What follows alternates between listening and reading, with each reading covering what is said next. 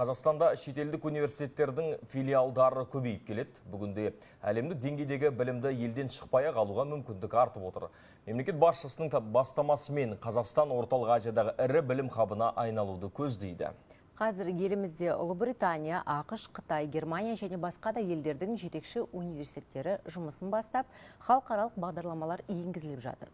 Бұл бастама жастарға қандай мүмкіндік береді? Аймақтардағы білім сапасына қалай әсер етуі мүмкін?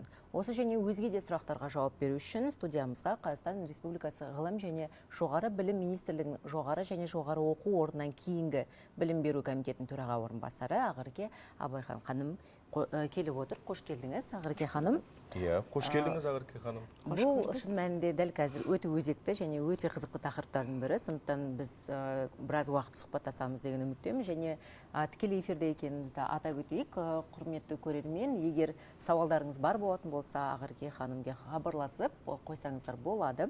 Енді сұрақтарымызды бастайық. Қазір еліміздегі жаңағы шетелдік университеттері өздерінің филиалдарын ашып жатыр деп айтып жатырмыз. Солар туралы айтсаңыз, қандай университеттер біздің елімізге келді, биыл кімдер ашылып жатыр?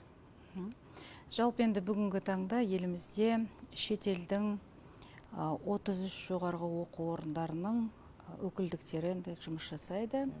Яғни бұл жерде әлемнің беделді жоғарғы оқу орындары, оның ішінде Ұлыбританияның Кардиф университеті Астана қаласында, Кавентри университеті, Корея мемлекетінің Усонг университеті Түркістанда, Деманфорд университеті Алматы қаласында атап өтуге болады. Және Ақтөбе қаласында да рейтингі жоғары Харьят университеті, Астана қаласындағы Ресейдің халықаралық қарым-қатынастар институтының филиалдары жұмыстарын жасап жатыр. Сондықтан жалпы елімізде бүгінгі таңда халықаралық стандарттарға сай білімді шетелге шықпай-ақ біздің жастарымыздың елде білім алуына жағдай жасалынуда.